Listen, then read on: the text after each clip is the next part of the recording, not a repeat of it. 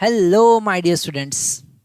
आज हम बात करने वाले हैं क्लास 11th फिजिक्स के चैप्टर नंबर 1 की, जिसका नाम है यूनिट डायमेंशन एंड मेजरमेंट। इस चैप्टर में हम बात करेंगे फिजिकल क्वांटिटी की। फिजिक्स के किसी भी कॉन्सेप्ट को समझने के लिए जिन क्वांटिटीज का यूज करते हैं उनको हम फिजिकल क्वांटिटीज कहते हैं, और वो फिजिकल क्वांटिटी कितनी कैटेगरी की होती है और उससे related dimension formula, dimension analysis को हम कैसे यूज कर सकते हैं, उसके क्या एप्लीकेशंस है, सिग्निफिकेंट फिगर क्या है, सारे कॉन्सेप्ट हम यहाँ पर देखने वाले हैं। और एक सिंगल वीडियो से आपका ये पूरा चैप्टर कवर हो जाएगा। ठीक है, इसमें हम बेसिक की कॉन्सेप्ट देखेंगे और डिफरेंट फार्मूलाज देखेंगे, जिसकी हेल्प से ये चैप्टर बहुत इजी हमारा हो जाएगा। तो हम सबसे पहले इस चैप्टर में सिलेबस की बात करते हैं कि हमको कौन कौन से टॉपिक्स पढ़ना। तो यहाँ पर हमारे पास में सबसे पहला टॉपिक है फिजिकल वर्ल्ड एंड मेजरमेंट। ये हमारा पहला चैप्टर था, पर अब ये चैप्टर रिडक्टेड है। चैप्टर नंबर 1 में हमको देखना है यूनिट डायमेंशन, और उसमें सबसे पहले देखना है नीड ऑफ मेजरमेंट। ओके, हमको बात करना है यूनिट ऑफ मेजरमेंट की, हमको बात करना है सिस्टम ऑफ यूनिट्स की, हमको बात करना है एसआई यूनिट्स की, हमको बात करना है physical fundamental physical quantity and derive physical quantity, fundamental units and derived unit की बात करेंगे। ओके, हम सिग्निफिकेंट फिगर की बात करेंगे, डायमेंशंस ऑफ फिजिकल क्वांटिटी की बात करना है, हमको बात करना है डायमेंशन एनालिसिस और उसके एप्लीकेशन की। तो सबसे पहले हम इस चैप्टर को स्टार्ट करने के लिए फर्स्ट टॉपिक देखेंगे फिजिकल क्वांटिटी। क्या होते हैं फिजिकल क्वांटिटी? थोड़ा सा हम यहाँ पर इस चैप्टर को समझने के लिए जो सीक्वेंस हमारे सीबीएसई बोर्ड के सिलेबस में गिवन है उसको चेंज करके नया सीक्वेंस यूज करेंगे। सबसे फर्स्ट यहाँ पर हम देखेंगे what is meaning of physical quantity. तो पहला चैप्टर हमारे पास पहला टॉपिक हमारे पास में आता है फिजिकल क्वांटिटी। फिजिकल क्वांटिटी ऐसी क्वांटिटीज होती है जिनको हम मेजर कर सकते हैं। ओके, यहाँ पर क्लियरली डेफिनेशन लिखा हुआ है फिजिकल क्वांटिटीज का। फिजिकल क्वांटिटीज में the quantities which are use to understand, to represent, to communicate और for the comparative analysis of any physical concept और nature's law are called physical quantity. Okay, जिनको physics के किसी concept को समझने के लिए, उसको रिप्रेजेंट करने के लिए, उसको कम्युनिकेट करने के लिए, मतलब किसी दूसरे को समझाने के लिए हम जिन क्वांटिटीज का यूज करते हैं वो है फिजिकल क्वांटिटीज, वो है फिजिकल क्वांटिटीज। और जब कभी हम फिजिकल क्वांटिटीज की बात करेंगे तो एक इम्पोर्टेंट पॉइंट हम याद रखेंगे, और वो इम्पोर्टेंट पॉइंट है दैट कैन मेजर, है ना, दैट कैन मेजर। ऐसी क्वांटिटी जिनको हम मेजर कर सकते हैं उनको हम फिजिकल क्वांटिटी कहेंगे। अगर आप सिंपल सा फिजिकल क्वांटिटी को डिफाइन करना चाहते हैं और ऐसा लिख देते हैं कि वो क्वांटिटी जिनको हम मेजर कर सकते हैं, ऐसी क्वांटिटी फिजिकल क्वांटिटी कहलाएगी। तो फिजिकल क्वांटिटी को हम P.Q से रिप्रेजेंट करेंगे, है ना, क्योंकि बार बार हमको फिजिकल क्वांटिटी का यूज करना है। फिजिकल क्वांटिटी, और इस फिजिकल क्वांटिटी में दो चीजें होती है, एक N होता है और एक U होता है। N जो है उसको हम कहेंगे उसका वैल्यू, है ना, फिजिकल क्वांटिटी का वैल्यू, और U को हम कहेंगे उसका यूनिट। क्या कहेंगे? यूनिट। जब कभी हम कोई भी फिजिकल क्वांटिटी को लिखते हैं, फिजिक्स में कोई भी क्वांटिटी लिखते हैं, तो उसके आगे यूनिट लगाना बहुत ज़्यादा जरूरी है ना। जैसे एग्जाम्पल देखते हैं, हम एग्जाम्पल देखते हैं। अगर हम फोर्स को लिखें तो फोर्स को लिखते हैं 10 न्यूटन। क्या लिखते हैं? 10 न्यूटन। अब ये 10 जो है उसका वैल्यू है और न्यूटन क्या है? उसका यूनिट है। अगर हम डिस्टेंस को लिखते हैं कि x इक्वल टू 100 सेंटीमीटर, कितना लिखते हैं? x इक्वल टू 100 सेंटीमीटर, तो 100 जो है उसका वैल्यू है और सेंटीमीटर उसका यूनिट है। जब कभी आपको कोई भी फिजिकल क्वांटिटी बताना है, कभी भी फिजिकल क्वांटिटी आप लिखते हैं, तो वहाँ पर उसका यूनिट लिखना बहुत ज़्यादा जरूरी है। यूनिट के बगैर कोई फिजिकल क्वांटिटी हमको नहीं लिखना है। ओके, तो हमारे पास बहुत सारी ऐसी फिजिकल क्वांटिटी होती है। अब हम नेक्स्ट यहाँ पर देख रहे हैं, फिजिकल क्वांटिटी को जब कभी रिप्रेजेंट करना है तो N इंटू यू से रिप्रेजेंट करेंगे। N यहाँ पर उसका वैल्यू है और U यहाँ पर उसका यूनिट है। अच्छा, यहाँ पर एक बात हमको हमेशा याद रखना है कि अगर हम सिस्टम ऑफ यूनिट चेंज करते हैं, जैसे सीजीएस से एमकेएस, एमकेएस से सीजीएस पे जाते हैं, तो फिजिकल क्वांटिटी चेंज नहीं होती है। अब हम उसको कैसे समझेंगे? पहले हम फिजिकल क्वांटिटी के टाइप्स देखते हैं। ओके, फिजिकल क्वांटिटी के हम सबसे पहले टाइप्स देख रहे हैं। सबसे फर्स्ट कैटेगरी है हमारे पास में ratio type of physical quantity, है ना। हम फिजिकल क्वांटिटी को 3 कैटेगरी में डिवाइड करेंगे, वैसे 4 कैटेगरी में भी डिवाइड कर सकते हैं। पहला जो कैटेगरी है वो है ratio type of physical quantity, ratio type of physical quantity. Second category जो है वो है scalar type of physical quantity, scalar type of physical quantity. और थर्ड कैटेगरी जो है वो है vector type of physical quantity, vector type of physical quantity. और फोर्थ कैटेगरी हम यहाँ पर लिखेंगे tensor type of physical quantity, है ना। फोर्थ कैटेगरी क्या है? Tensor type of physical quantity. ये स्पेशल केस है जो हमको देखना है। तो यहाँ पर हमने फिजिकल क्वांटिटी को 4 पार्ट में डिवाइड कर दिया। पहला जो है वो ratio type of physical quantity है ना। Ratio type of physical quantity which represent in terms of ratio of two similar physical quantity, which represent in terms of a ratio of two similar physical quantity, है ना, जो एक जैसी physical quantity के ratio के form में होंगे। जैसे एग्जांपल देखते हैं हम, है ना। आपने क्लास 10th में एक पैरामीटर देखा होगा, रिफ्रैक्टिव इंडेक्स देखा होगा, रिफ्रैक्टिव इंडेक्स, है ना। अब ये रिफ्रैक्टिव इंडेक्स होता है eta is equal to c by v, मतलब speed of light in free space divided by speed of light in any medium. तो यहां पर दोनों स्पीड है, तो अल्टीमेट हमको मिलेगा यूनिटलेस। क्या है? यूनिटलेस, है ना। इसका कोई यूनिट नहीं होता है। अगर हम वाटर के डाइलेक्ट्रिक कांस्टेंट की वाटर के अगर रिफ्रैक्टिव इंडेक्स की बात करें तो वाटर का रिफ्रैक्टिव इंडेक्स हमको पता है 4/3 होता है ना। ग्लास का रिफ्रैक्टिव इंडेक्स 3/2 होता है, पर कोई इसका यूनिट नहीं होता है। ऐसी physical quantity ratio type of physical quantity के टर्म में हम लिखते हैं। और भी आगे हम 10th में 11th में बहुत सारे अलग अलग टाइप की फिजिकल क्वांटिटी देखेंगे। जैसे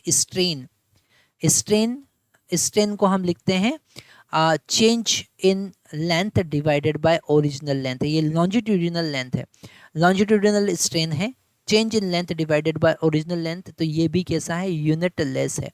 तो यहाँ पर हम कुछ फिजिकल क्वांटिटी को रेशियो के टर्म में रिप्रेजेंट करते हैं, जैसे रिलेटिव डेंसिटी, है ना। जैसे रिलेटिव डेंसिटी जो है वो भी ratio type of physical quantity है। मतलब density of any material, density of any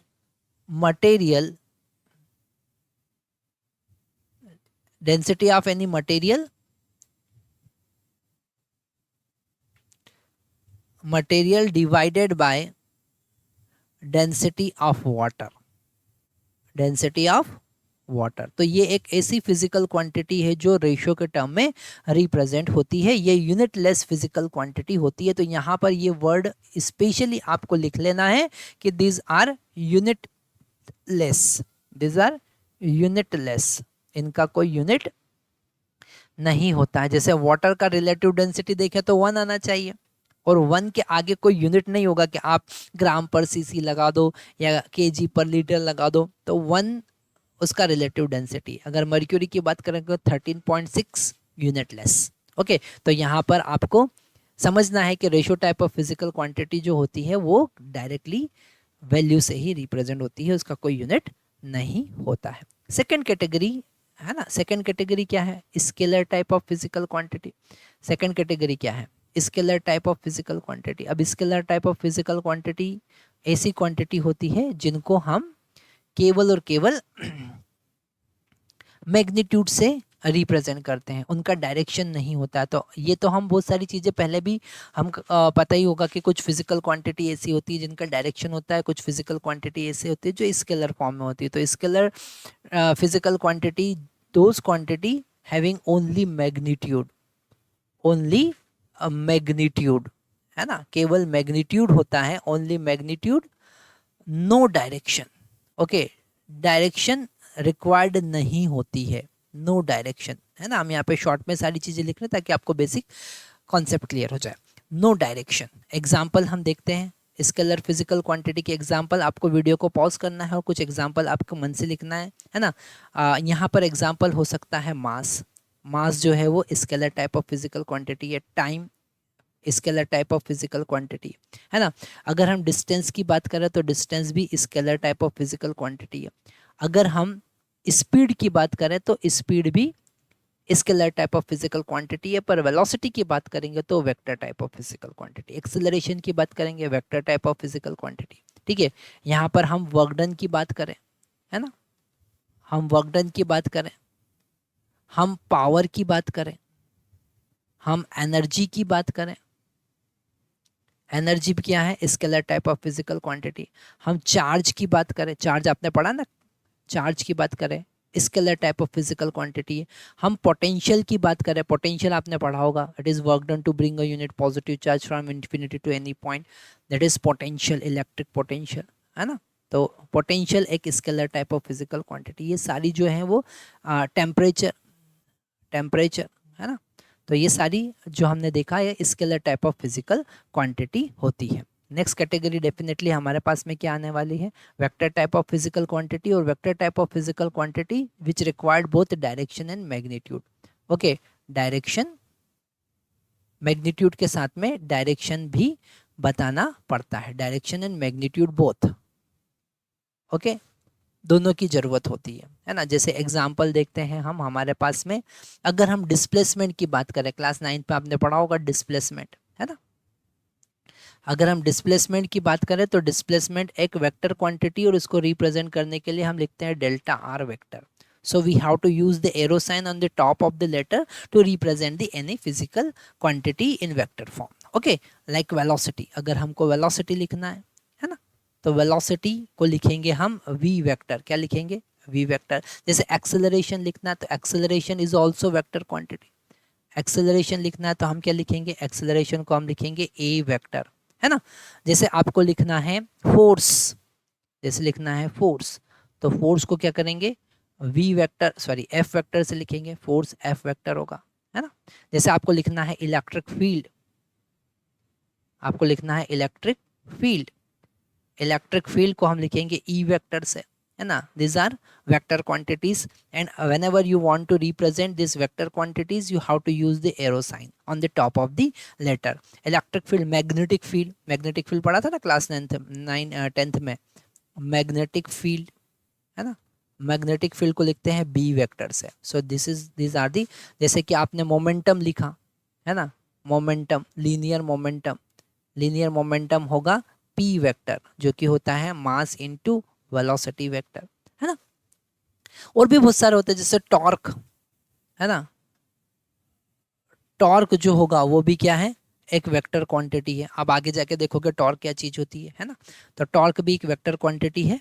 torque का मतलब ऐसा एजेंट जो किसी बॉडी को रोटेट करवा सकता है। ओके, तो टॉर्क भी एक वेक्टर क्वांटिटी है। Angular velocity, okay, angular velocity, angular velocity vector quantity है ना, ओमेगा वेक्टर से रिप्रेजेंट करते हैं, है ना। एंगुलर एक्सेलरेशन वेक्टर क्वांटिटी है ना, एंगुलर एक्सेलरेशन जिसको हम अल्फा वेक्टर से लिखते हैं। तो these are the vector quantities, ये वेक्टर क्वांटिटी होती है जिनको हम हमेशा वेक्टर की हेल्प से रिप्रेजेंट कर सकते हैं। और अगर आपने किसी वेक्टर क्वांटिटी को सिंपल लिखा, जैसे डेल्टा आर वेक्टर नहीं लिखा, डेल्टा आर, तो उसका मैग्नीट्यूड बताएगा। ये सारे वेक्टर के कॉन्सेप्ट हमको सेकंड चैप्टर में हमारे थर्ड चैप्टर में देखना है, जिसमें हम वेक्टर का पूरा एनालिसिस देखने वाले हैं। ओके, तो यहाँ पर हमने देखा vector type of physical quantity, यहाँ पर हमने देखा scalar type of physical quantity, यहाँ पर हमने देखा ratio type of physical quantity. अब हम बात करेंगे tensor type of physical quantity, है ना। Tensor type of physical quantity वो क्वांटिटी होती है जिनका डायरेक्शन तो होता है पर वेक्टर जैसा नहीं होता है, ठीक है। अब यहाँ पर आपको पहले वेक्टर के कॉन्सेप्ट को समझना पड़ेगा, वेक्टर क्या चीज़ है। वेक्टर को रिप्रेजेंट करने के लिए हमने वेक्टर साइन का यूज़ किया, वेक्टर के कैलकुलेशन के लिए, वेक्टर के कैलकुलेशन उसको ऐड करना, सब्ट्रैक्ट करना, मल्टीप्लिकेशन करना, उसके कैलकुलेशन के लिए हमको वेक्टर अलजेब्रा का यूज़ करना पड़ता है। डायरेक्टली हम सिंपल अलजेब्रा यूज़ नहीं कर सकते हैं। तो वहाँ पर वेक्टर अलजेब्रा आपको यूज करना पड़ेगा। पर कुछ फिजिकल क्वांटिटी ऐसा होता है जिनका डायरेक्शन तो होता है पर वहां पर वेक्टर अलजेब्रा नहीं यूज कर सकते। ऐसी फिजिकल क्वांटिटी को हम टेंसर फिजिकल क्वांटिटी कहते हैं। विच आर हैविंग डायरेक्शन, क्या लिखेंगे, which are having direction, direction but, direction तो होता है पर हम which are having direction but can not use vector algebra, can not use vector algebra. आप वेक्टर अलजेब्रा यूज नहीं कर सकते हो, है ना। जैसे एग्जांपल हमारे पास में है प्रेशर, ठीक है। प्रेशर जो है एक टाइप का टेंसर क्वांटिटी, जैसे कि मोमेंट ऑफ इनर्शिया, है ना, मोमेंट ऑफ इनर्शिया। तो इनको कैलकुलेट करने के लिए हम वेक्टर कैलकुलस यूज नहीं कर सकते, पर मोमेंट ऑफ इनर्शिया अलग अलग एक्सिस के अलोंग अलग अलग होता है। तो डायरेक्शन तो होगा पर उसका कैलकुलेशन हम वेक्टर की हेल्प से नहीं कर सकते। ओके, फिजिकल क्वांटिटी को समझने के बाद हमको यूनिट को समझना पड़ेगा कि यूनिट क्या चीज होती है। नेक्स्ट टॉपिक हमारे पास में आता है यूनिट, है ना। किसी भी फिजिकल क्वांटिटी का अगर हमको यूनिट डिफाइन करना है तो क्या होगा। जैसे हमने कहा 1 मीटर, तो 1 मीटर एक फिक्स अमाउंट है किसी भी फिजिकल क्वांटिटी का, एक स्टैंडर्ड अमाउंट जो हम उसी टाइप की फिजिकल क्वांटिटी को मेजर करने के लिए यूज करते हैं, दैट इज कॉल्ड यूनिट। तो यहाँ पर आप उसका डेफिनेशन लिख सकते हैं, standard amount of any physical quantity which are use for comparative analysis of same type of physical quantity. ये डेफिनेशन थोड़ा सा आपको ध्यान से समझना पड़ेगा। जैसे कि अगर हम यूनिट की बात कर रहे हैं मीटर, तो मीटर की हेल्प से हम लेंथ को ही मेजर कर सकते हैं, उसी टाइप की फिजिकल क्वांटिटी, क्योंकि लेंथ का यूनिट है मीटर, तो मीटर की हेल्प से हम लेंथ को ही मेजर कर सकते हैं। अगर हम बात करते हैं,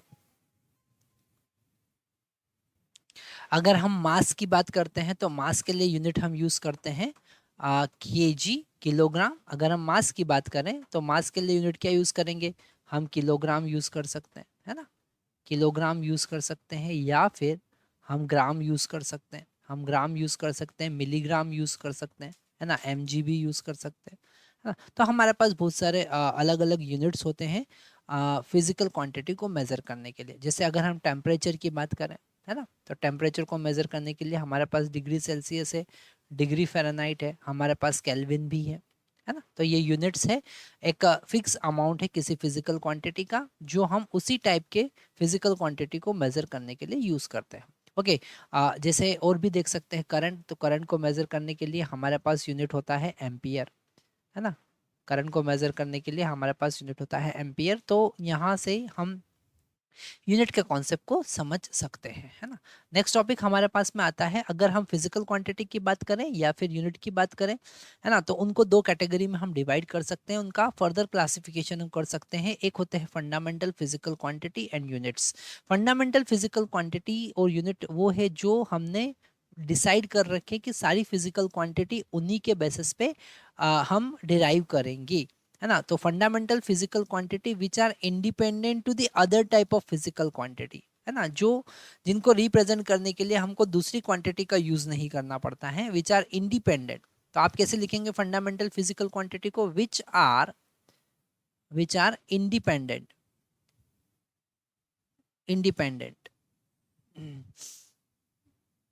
independent are called as fundamental physical quantity। और according to the SI system, international system of unit and measurement, उसके अकॉर्डिंग हमारे पास 7 फंडामेंटल डायमेंशन फिजिकल क्वांटिटी और यूनिट होती है। तो 7 हमारे पास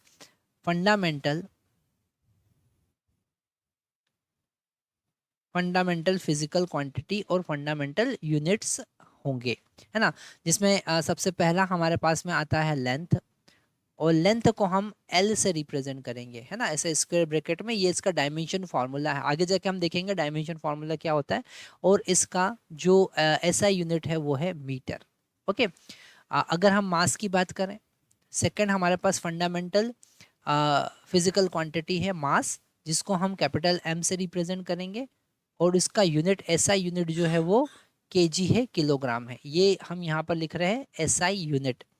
SI का मतलब क्या, international system of unit and measurement. तो उसके अकॉर्डिंग किलोग्राम को हम SI यूनिट कंसिडर करते हैं मास का, है ना। अगर हम टाइम की बात करें तो टाइम के को हम कैपिटल T से रिप्रेजेंट करेंगे, और यहाँ पर सेकंड उसका यूनिट होगा। ऐसा यूनिट क्या होगा, सेकंड होगा। ऐसे ही हम टेम्परेचर की बात कर सकते हैं। टेम्परेचर क्या है, एक फंडामेंटल फिजिकल क्वांटिटी है। इसको थीटा से हम रिप्रेजेंट करेंगे, और ये जो थीटा है इसको केल्विन में हम मेजर करेंगे। ओके, तो केल्विन उसका यूनिट होगा। नेक्स्ट हम बात कर सकते हैं करंट की, है ना। इलेक्ट्रिक करंट जो होता है उसको हम एम्पियर में मेजर करते हैं और ए से डिनोट करते हैं, तो उसका SI यूनिट क्या है, एम्पियर, है ना। हम बात कर सकते हैं अमाउंट ऑफ सब्सटेंस की, है ना। Amount of substance, amount of substance, और इसको हम मेजर करते हैं मोल में, तो यहाँ पर मोल ही लिखेंगे, है ना।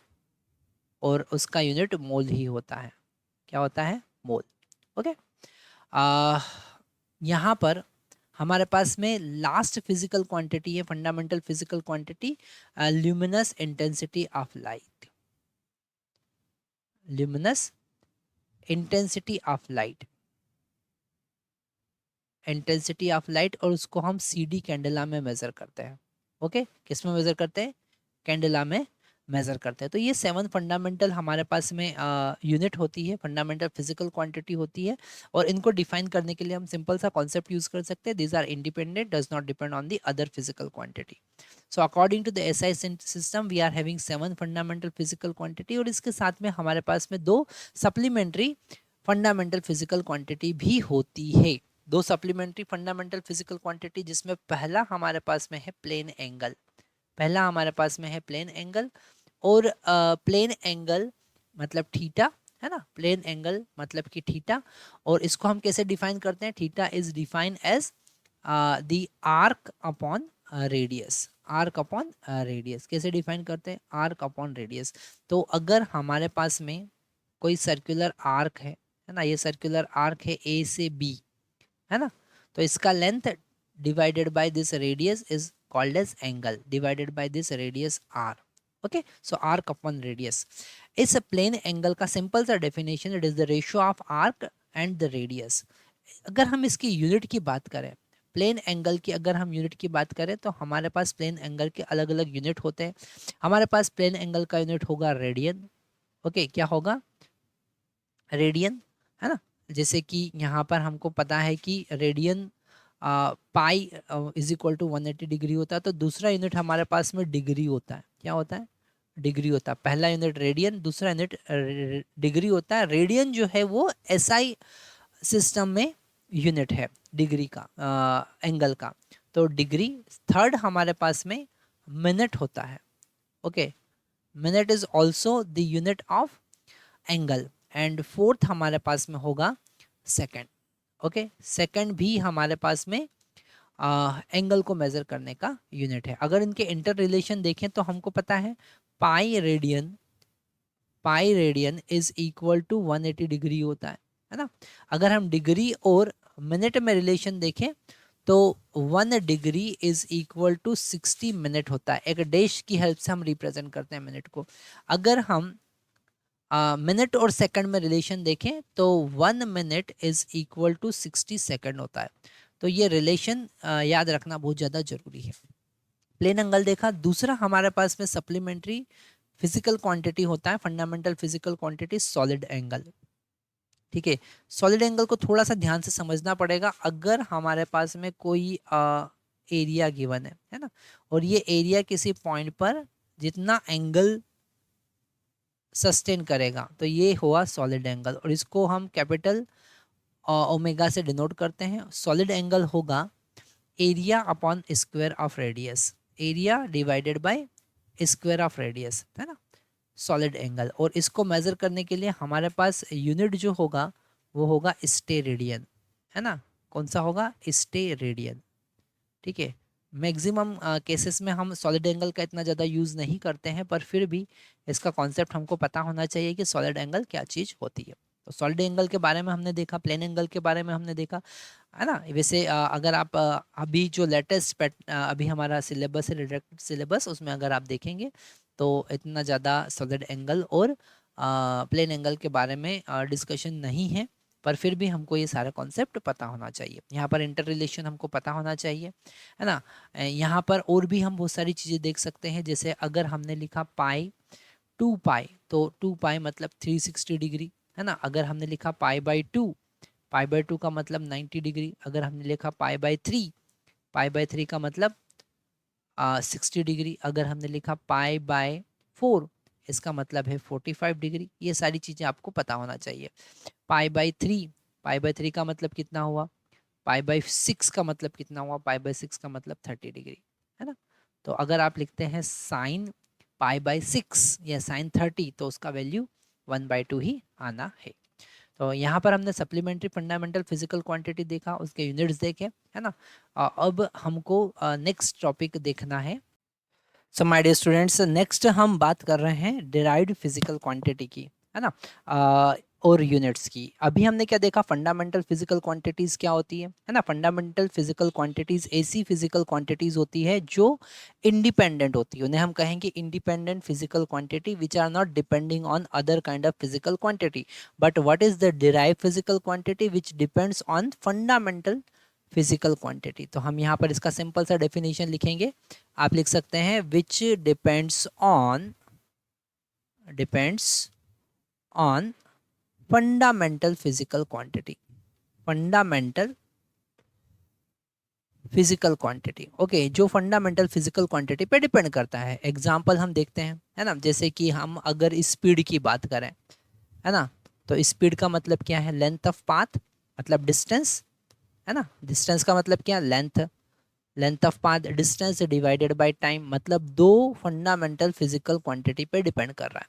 तो यहाँ पर अगर हम इसका यूनिट देखें तो वो होगा मीटर पर सेकंड, मतलब दो फंडामेंटल यूनिट पे ये डिपेंड कर रहा है। That's why it is called derived physical quantity, और मीटर पर सेकंड जो होगा वो डिराइव्ड यूनिट होगा, है ना। जैसे हम एक्सेलरेशन की बात करें, है ना, तो एक्सेलरेशन का मतलब होता है rate of change of velocity, मतलब delta v divided by delta t. तो ये डिराइव फिजिकल क्वांटिटी है जो फंडामेंटल फिजिकल क्वांटिटी पर डिपेंड करेगा। इसका यूनिट हमको पता है, मीटर पर सेकंड स्क्वायर होता है ना।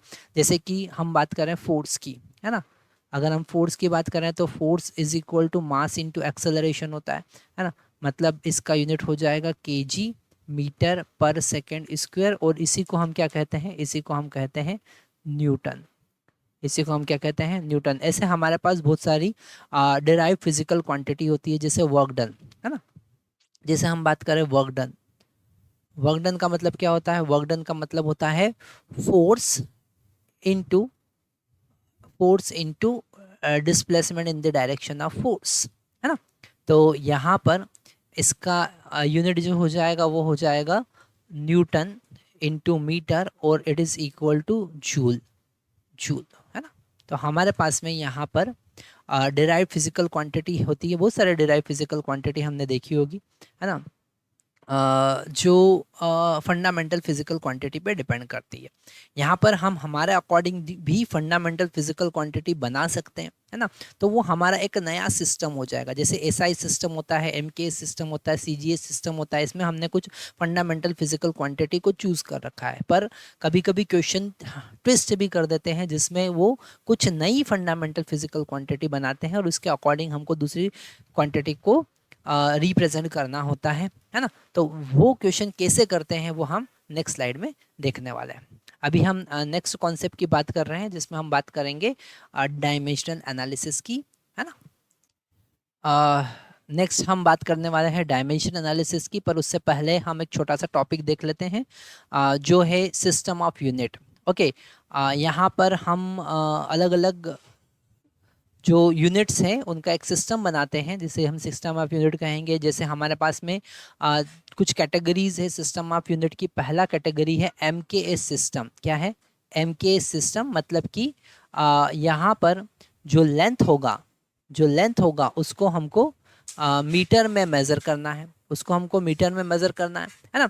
जो मास होगा एम के एस में, के का मतलब क्या है, दैट इज़ किलोग्राम। मास को हमको किस में मेज़र करना है, केजी में मेज़र करना है, किलोग्राम में मेज़र करना है। ओके, अगर हम सेकंड की बात करें, मतलब टाइम की बात करें, अगर हम टाइम की बात करें तो टाइम को मेज़र करने के लिए आपको सेकंड का यूज़ करना है। तो एम के एस सिस्टम, एम के सिस्टम का मतलब लेंथ को आपको मीटर में मेज़र करना है, मास को किलोग्राम में मेज़र करना है, टाइम को सेकंड में मेज़र करना। दूसरा हमारे पास सिस्टम होता है सी जी एस सिस्टम। क्या होता है सी जी एस सिस्टम? सी जी एस सिस्टम में लेंथ जो होगा वो मेज़र किया जाएगा सेंटीमीटर में। किस में मेज़र करेंगे, सेंटीमीटर में मेज़र करेंगे, है ना, सेंटीमीटर में मेज़र करेंगे। और मास को हम यहाँ पर मेज़र करेंगे ग्राम में। एम के एस और सी जी एस, तो सी जी का जी का है ग्राम, और टाइम को हम उसी सेकंड में मेज़र करेंगे, तो टाइम वही सेकंड यूज़ करना है ना। तो ये हमारे पास दो सिस्टम ऑफ यूनिट है। एक और हमारे पास थर्ड कैटेगरी होता है एफ पी एस सिस्टम। क्या होता है F P S system? F P S system में एफ का मतलब होता है फुट, पी का मतलब होता है पाउंड, और एस का मतलब होता है सेकंड। तो यहाँ पर लेंथ अगर हम बात करें तो लेंथ को हम मेज़र करते हैं, उसका यूनिट होता है फुट। ओके, और अगर हम मास की बात करेंगे तो मास को मेज़र करेंगे पाउंड में। किस में मेज़र करेंगे, पाउंड में मेज़र करेंगे। और अगर हम टाइम की बात करेंगे तो टाइम यहाँ पर सेकंड में ही हम यूज़ करते हैं। ये जो तीनों सिस्टम है ये जनरली हम काइनामेटिक्स में यूज़ करते हैं, है ना। काइनामेटिक्स का मतलब क्या, काइनामेटिक्स का मतलब ऐसा सिस्टम, ऐसा मोशन का एनालिसिस जिसमें हम study of motion of any object in which we are not having the cause of the motion, we are not considering the cause, है ना, उसमें हम कॉज की बात नहीं करते हैं। तो जब कभी काइनेमेटिक्स की बात करते हैं तो काइनेमेटिक्स में हम ये तीन सिस्टम का यूज़ करते हैं। पर हमारे पास एक और कैटेगरी होता है, that is SI system. Okay, अगर आप एम के सिस्टम की बात करें और एस आई सिस्टम की बात करें तो वो हमको यहाँ पर बहुत कुछ सिमिलर लगता है, पर एम के सिस्टम जो है वो काइनामेटिक्स में यूज़ होता है। सी जी एस सिस्टम भी काइनामेटिक्स में यूज़ होता है, एफ पी एस सिस्टम जो है वो भी काइनामेटिक्स में यूज़ होता है, पर एस आई सिस्टम ओवरऑल है ना। तो एस आई सिस्टम का मतलब है international system of unit and measurement. क्या होता है international, international system of unit, unit and measurement, and measurement. तो यहाँ पर हमारे पास में 4 कैटेगरी है। यहाँ पर एसआई सिस्टम में हम ऑलरेडी डिस्कस कर चुके हैं, 7 फंडामेंटल फिजिकल क्वांटिटी होती है, और उन 7 फंडामेंटल फिजिकल क्वांटिटी में लेंथ को मीटर में मेज़र करना है, मास को किलोग्राम में मेज़र करना है, टाइम को सेकंड में मेज़र करना है ना। उसमें करंट भी होता है जिसको एम्पियर में मेज़र करते हैं, टेम्परेचर भी होता है ना, जिसको हम केल्विन में मेज़र करते हैं, luminous intensity of light candela में मेज़र होती है, और अमाउंट ऑफ सब्सटेंस को हम मोल में मेज़र करते हैं। तो ये एसआई सिस्टम है जो हमको ध्यान से समझना है। तो इसमें हमने क्या देखा, इसमें हमने देखा कि सिस्टम ऑफ यूनिट कितने कैटेगरी के होते हैं। ये ऑलरेडी डिसाइडेड है, इनको हम चेंज नहीं कर सकते हैं, पर हमारे अकॉर्डिंग भी हम नया सिस्टम बना सकते हैं। हो सकता है कि उसमें वेलोसिटी को, जैसे स्पीड ऑफ लाइट को, या फिर प्लैंक कांस्टेंट को, या फिर ग्रेविटेशनल कांस्टेंट को हम फंडामेंटल फिजिकल क्वांटिटी कंसीडर करें और मास को उनके टर्म में हम रिप्रेजेंट करें। तो ये सारे डायमेंशन एनालिसिस के एप्लीकेशन हैं जो हम देखने वाले हैं, है ना। तो नेक्स्ट अब हम देखने वाले हैं डायमेंशनल एनालिसिस, है ना।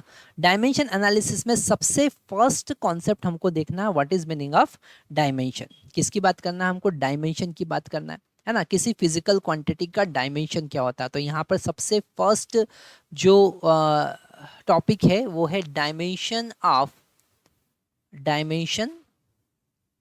Of any physical quantity, of any physical quantity. किसी फिजिकल क्वांटिटी का डायमेंशन क्या है। जैसे कि हमने लिखा स्पीड, है ना, हमने लिखा स्पीड, है ना, हमने लिखा स्पीड। तो स्पीड में हम स्पीड का डेफिनेशन क्या लिखते हैं, speed is equal to length of path, मतलब कि डिस्टेंस, लेंथ ऑफ पाथ। क्योंकि यहाँ पर लेंथ की हेल्प से आप ज़्यादा अच्छे से समझ पाएंगे, पर एक्चुअल में इसे हम कहते हैं डिस्टेंस। क्या कहते हैं, डिस्टेंस। तो length of path divided by time, length of path divided by time. तो इसे हम लिख सकते हैं लेंथ रेज़ टू पावर क्या लिख सकते हैं, length raise to power 1 and time raise to power -1। क्या लिख सकते हैं, टाइम रेज़ टू पावर -1। तो ये जो पावर यहाँ पे आए हैं इनको हम कहेंगे डायमेंशंस। क्या कहते हैं, डायमेंशंस। जैसे हम लिख सकते हैं 1 in length, 1 in length and -1 in time.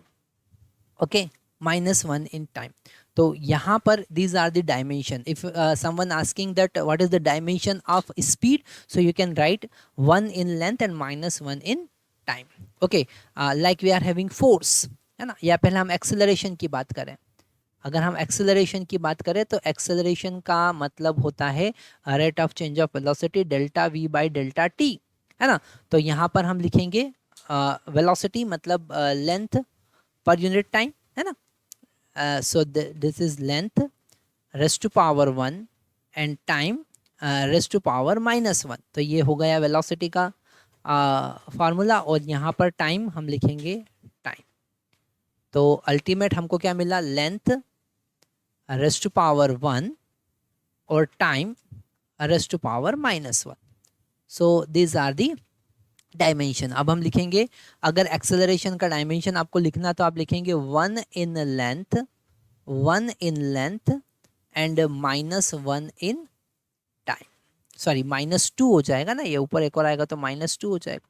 तो यहाँ पर हम लिखेंगे -2, तो हम लिखेंगे -2 इन टाइम, -2 इन टाइम। तो यहाँ पर हम समझ सकते हैं कि कैसे हम फिज़िकल क्वांटिटी का डायमेंशन डिफाइन कर सकते हैं। और अगर हमने इन्हीं डायमेंशन की हेल्प से उनके सिंबल को रिप्रेजेंट किया तो उसे हम कहेंगे डायमेंशनल फार्मूला। जैसे हमारे पास में अगर स्पीड की बात करें तो डायमेंशन फार्मूला हो जाएगा LT-1। और हमको याद रखना है डायमेंशन फार्मूला को हमेशा हमको स्क्वायर ब्रैकेट में ही लिखना है। अगर हम एक्सेलरेशन का डायमेंशन फार्मूला देखें तो वो हो जाएगा LT-2। क्या हो जाएगा, LT-2। तो अब हम बहुत सारे अलग अलग टाइप की फिजिकल क्वांटिटी देखेंगे और उसके डायमेंशन फार्मूला देखेंगे, है ना।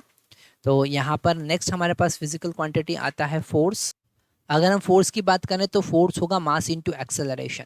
अगर हम बात करें फोर्स की तो हम लिखेंगे F is equal to mass into acceleration, है ना। तो यहाँ पर मास को हम लिखेंगे मास का पावर 1, ओके, और एक्सेलरेशन में लेंथ का पावर 1 और टाइम का पावर -2। तो यहाँ पर इसके डायमेंशंस क्या होगा, इसका डायमेंशन हो गया 1 इन मास, 1 इन मास, 1 in length, 1 in length and -2 in time, और अगर इसका डायमेंशन फार्मूला हमको लिखना तो हम लिखेंगे MLT-2। क्या लिखेंगे, MLT-2।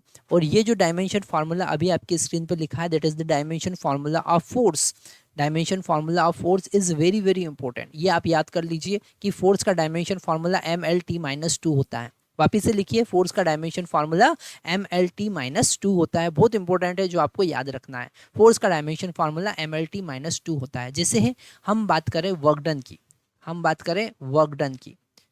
है ना। वर्क डन भी एक फिजिकल क्वांटिटी है और वर्क डन होता है फोर्स इनटू डिस्प्लेसमेंट, है ना, फोर्स इनटू डिस्प्लेसमेंट। तो फोर्स का डायमेंशन फार्मूला क्या हो जाएगा, फोर्स का डायमेंशन फार्मूला हो जाएगा MLT-2 और डिस्प्लेसमेंट का डायमेंशन फार्मूला क्या हो जाएगा L, है ना। तो ये डायमेंशन फार्मूला का मतलब समझ गए। अगर आपको यहाँ पर डिफाइन करना है what is the dimension formula, so representation of any physical quantity using that symbol with their dimensions. Okay, हम लिख सकते हैं डायमेंशन फार्मूला का definition, representation of any physical quantity, okay, with their symbol, okay, with their symbol with dimensions, उनके dimension की help से अगर हम रिप्रेजेंट कर रहे हैं तो वो होगा। तो यहाँ पर अगर हम इस डायमेंशन फार्मूले को देखें किसका, वर्क डन का, तो वो हो जाएगा ML2 T-2, ठीक है, Ml2T-2, ये किसका डायमेंशन फार्मूला हो गया, ये वर्क डन का डायमेंशन फार्मूला हो गया। अगर हम बात करें काइनेटिक एनर्जी की, हम बात करें किसकी, काइनेटिक एनर्जी की, ध्यान से समझना है, ये आपको बड़ा इंपॉर्टेंट कॉन्सेप्ट हमारे सामने आने वाला है, काइनेटिक एनर्जी। अगर हम काइनेटिक एनर्जी की बात करें तो उसका फार्मूला क्या होता है, हाफ mv² होगा ना। अब यहाँ पर अगर हाफ की बात करें तो हाफ का तो कोई डायमेंशन फार्मूला है नहीं, ये तो कांस्टेंट है, तो इस हाफ का कोई डायमेंशन फार्मूला नहीं है, पर जो मास है उसका डायमेंशन फार्मूला m, और वेलोसिटी उसका Lt-2, तो यहाँ पर सॉरी Lt-1, तो यहाँ पर इसका पावर 2 आ जाएगा, है ना। तो अल्टीमेट अगर हम इसको सॉल्व करें तो m, l का पावर भी 2 आ जाएगा और ये T-2 हो जाएगा। तो यहाँ पर हमको एक बात समझ में आ रहा है कि हम वर्क डन की बात करें या काइनेटिक एनर्जी की बात करें, दोनों का डायमेंशन फार्मूला सेम होता है। हम वर्क डन की बात करें या काइनेटिक एनर्जी की बात करें, दोनों का डायमेंशन फार्मूला क्या होगा, सेम होगा। इससे ये बात हमको समझ में आ रहा है कि कुछ फिजिकल क्वांटिटी ऐसी हो सकती है जिनका डायमेंशन फार्मूला सेम है, तो आप डायमेंशन फार्मूले की हेल्प से ये नहीं बता सकते हैं कि ये कौन सा फिजिकल क्वांटिटी है। That is the limitation of dimension analysis. ये लास्ट टॉपिक है जो हमको ध्यान से समझना है, और उस लास्ट टॉपिक में the limitation of dimension analysis is we can not determine the physical quantity using the dimension formula. What is the reason behind it?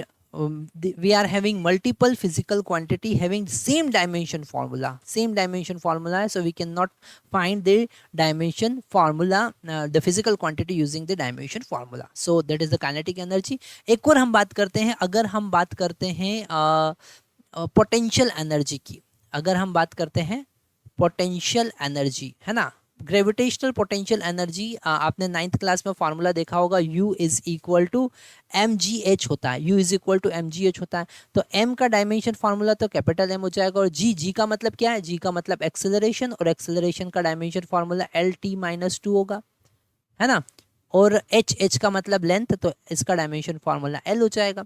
अब अगर इसे सॉल्व करें तो Ml2T-2 आया, क्या आया, Ml2T-2, तो यहाँ पर वापस से वही डायमेंशन फार्मूला आता है हमारे पास में, जो एनर्जी का है, जो वर्क डन का है, जो काइनेटिक एनर्जी का है।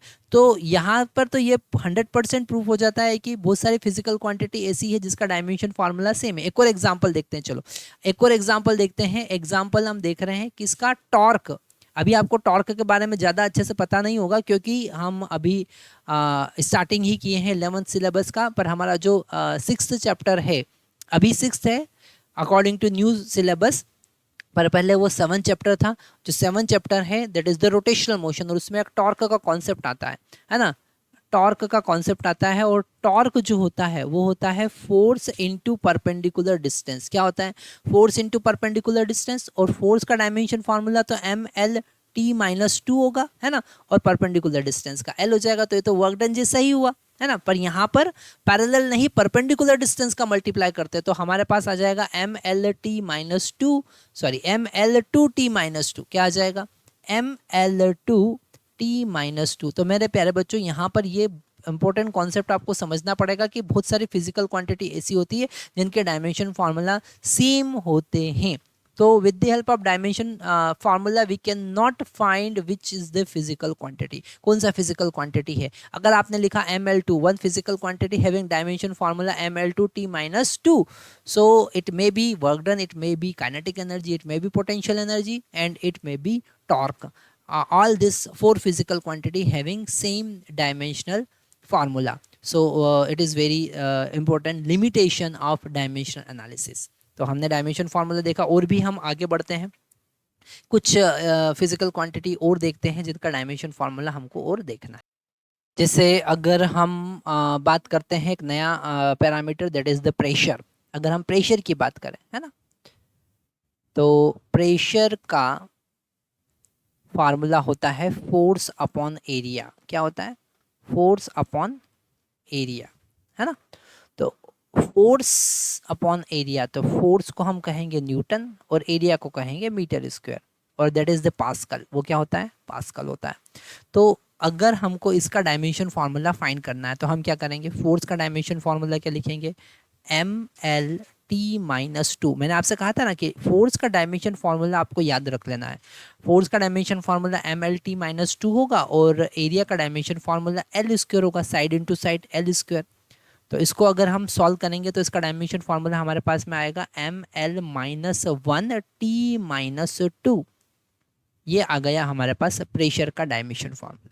ओके, तो ये डायमेंशन फार्मूला कैसे फाइंड करना है वो आपको पता होना चाहिए, है ना। यहाँ पर हो सकता है कि कुछ फिजिकल क्वांटिटी में आपको ऐसे बताऊं जो आपको अभी पता नहीं है, पर उसके डायमेंशन फार्मूला को फाइंड करने का टेक्निक आपको पता होना चाहिए। जैसे अगर हम बात करें पावर की, है ना, अगर हम बात करें पावर की, तो पावर का मतलब क्या होता है? पावर का मतलब होता है rate of doing work, work divided by time, work divided by time, है ना। तो वर्क का डायमेंशन फार्मूला, वैसे पहले हम इसकी यूनिट की बात करते हैं, तो वर्क डन का मतलब यूनिट होगा जूल। क्या होगा? Joule divided by second, divided by second, और यही होता है वॉट, है ना, यही होता है वॉट। अब इसका अगर हमको डायमेंशन फार्मूला फाइंड करना है तो हम कैसे फाइंड करेंगे? जूल का डायमेंशन फार्मूला क्या होगा? ML-2T-2, that is the dimension formula for the joule. And what is the dimension formula for the time? That is equal to time, T. Okay, so if this T is coming to the numerator, it will become -3. So ML-2T-3, that is the dimension formula for the power. तो power का dimension formula हमको समझ में आया। So in this concept, first using the formula of any physical quantity, we can find the dimension formula. How we can find the dimension formula, that is very important to understand. Okay, वो आपको बहुत easily समझ में आना चाहिए, और यही हमको इस चैप्टर में ध्यान से समझना भी है ना। जैसे अगर हम बात करें चार्ज की, है ना, जैसे हम बात करें चार्ज की, इलेक्ट्रिक चार्ज की अगर हम बात करें, ध्यान से समझना है, ये बहुत इंपॉर्टेंट कॉन्सेप्ट है जो मैं आपको बता रहा हूँ।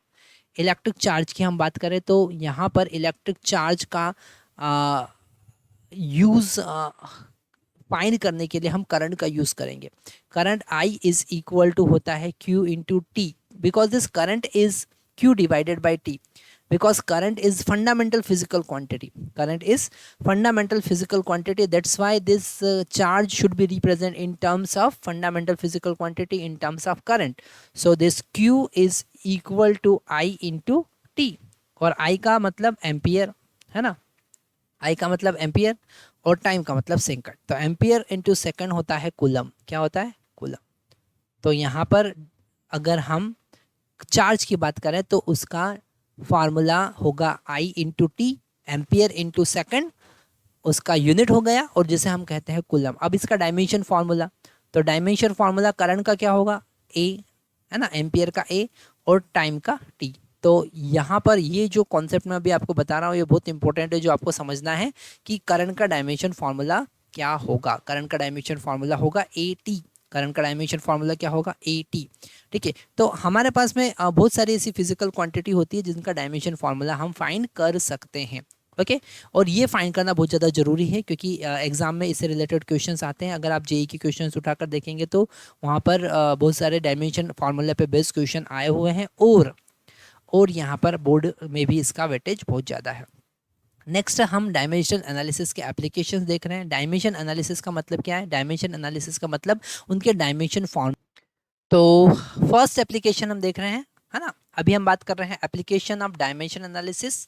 डायमेंशन एनालिसिस का मतलब क्या है? डायमेंशन फार्मूला जो अभी हमने देखा उसकी हेल्प से किसी भी कॉन्सेप्ट को समझना, वो है डायमेंशन एनालिसिस, और उसका फर्स्ट एप्लीकेशन हम यहाँ पर देख रहे हैं। और उस डायमेंशन एनालिसिस का फर्स्ट एप्लीकेशन हमारे पास में है to find the dimensions and unit of any physical quantity. किसी भी फिजिकल क्वांटिटी का डायमेंशन फार्मूला फाइंड करना और उसका यूनिट फाइंड करना, स्पेशली यूनिट फाइंड करना, है ना।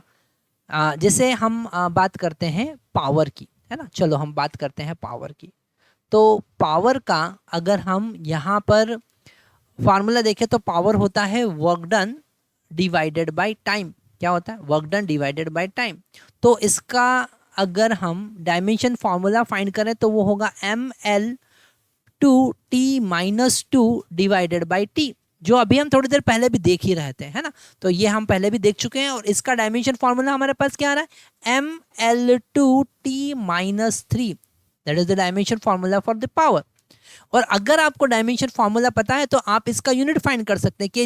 कैसे? m का मतलब kg, l का मतलब मीटर तो मीटर स्क्वायर, और टाइम का मतलब t का मतलब टाइम तो second raise to power -3। So that is the unit of power.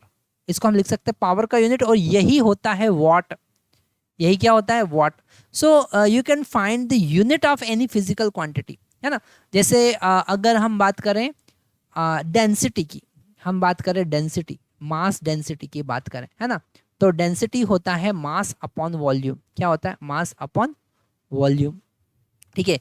और मास का जो यूनिट होगा वो होगा केजी। पहले हम डायमेंशन फार्मूला की बात करें तो मास का डायमेंशन फार्मूला m, और वॉल्यूम का L3, L क्यूब होगा ना। वॉल्यूम मतलब क्या? Side into side into side. तो यहां पर डायमेंशन फार्मूला आया ML-3। ओके, तो इसका यूनिट हो जाएगा KG metre raise to power -3। तो हम क्या कर सकते हैं? हम डायमेंशनल फार्मूले की हेल्प से किसी भी फिजिकल क्वांटिटी का यूनिट फाइंड कर सकते हैं, है ना। जैसे हम अगर पावर की बात करें, पावर तो देख लिया, हम प्रेशर की बात करें, किसकी बात करते हैं? प्रेशर की। जैसे हमने बात किया प्रेशर की, है ना, तो प्रेशर का मतलब होता है फोर्स अपॉन एरिया। तो फोर्स का डायमेंशन फॉर्मूला हमने देखा ML-T-2, और एरिया का L², है ना। तो इसका डायमेंशन फॉर्मूला अगर हम प्रेशर का डायमेंशन फॉर्मूला देखें तो वो होगा ML-1T-2, और इसको हम क्या लिखेंगे? इसको हम लिखेंगे kg metre raise to power -1 and second raise to power -2, and it is equal to pascal. यही पास्कल है। So this is the unit of pressure, unit of pressure. Okay, so that is the very important application of dimensional analysis, that you can find the unit of any physical quantity. That is the first application of dimension analysis. Now we are going to the second application. Second application से पहले हम और कुछ physical quantity की बात करते हैं। जैसे हमारे पास में चार्ज को हमने देखा, है ना, चार्ज को हमने देखा। चार्ज का डायमेंशन फार्मूला हमने AT डिफाइन किया था, है ना।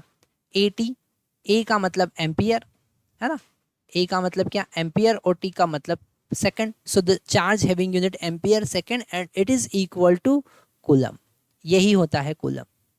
ओके, अगर हम बात करें इलेक्ट्रिक फील्ड की, ये थोड़ा सा नया आपके सामने आ रहा है। इलेक्ट्रिक फील्ड की अगर हम बात करें, इलेक्ट्रिक फील्ड की, है ना, तो electric field E is equal to होता है force on charge unit positive charge, so F by Q. So this F having dimension formula ML-T-2 and charge having dimension formula AT. Okay, तो यहाँ से electric field का dimension formula हमारे पास में आ जाएगा ML-T-3A-1, that is the dimension formula for the electric field. और अगर हम इसका यूनिट देखें तो वो हो जाएगा न्यूटन पर कूलम। क्या हो जाएगा? Newton per coulomb, Newton per coulomb, N/C। क्या होगा? N/C, newton per coulomb. So we can find using the dimension analysis. जैसे अगर हम बात करें इलेक्ट्रिक पोटेंशियल की, हम बात करें इलेक्ट्रिक पोटेंशियल की, है ना, electric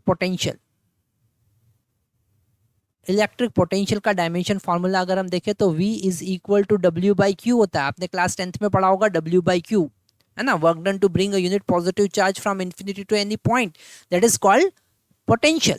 so this W/Q and W having dimension formula ML-2T-2 and this charge having dimension formula AT.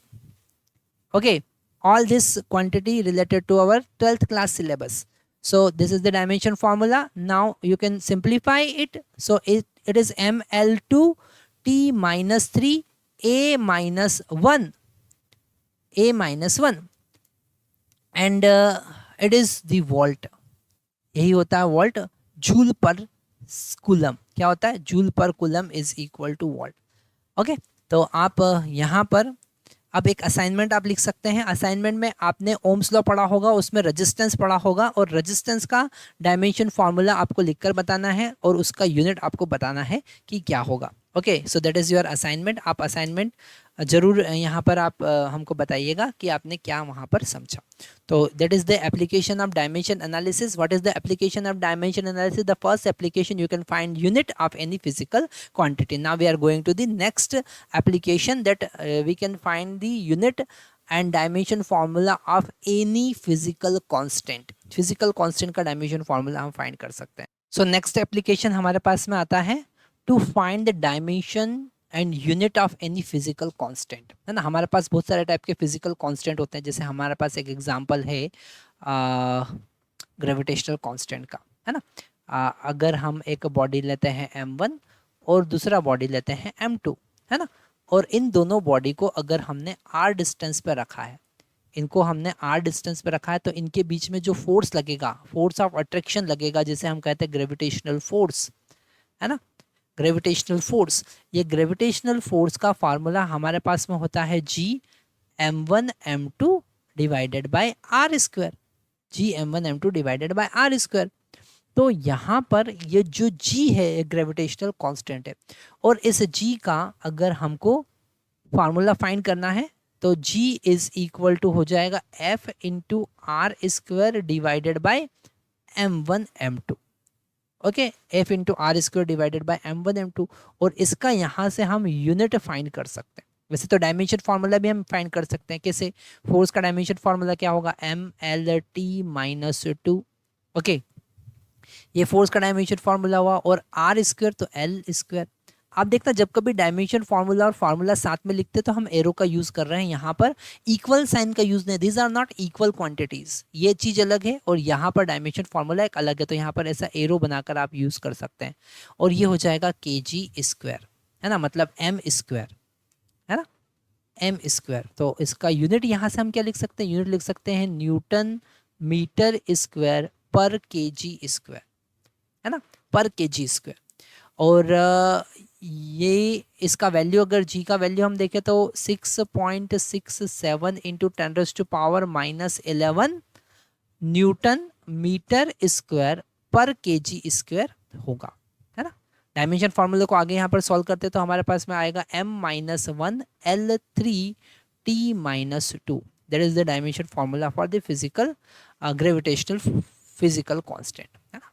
तो यहाँ पर हम फिजिकल कांस्टेंट जो है उसका डायमेंशन फार्मूले के हेल्प से यूनिट फाइंड कर सकते हैं। That is the application of dimension analysis. ये सेकंड एप्लीकेशन है डायमेंशन एनालिसिस का। थर्ड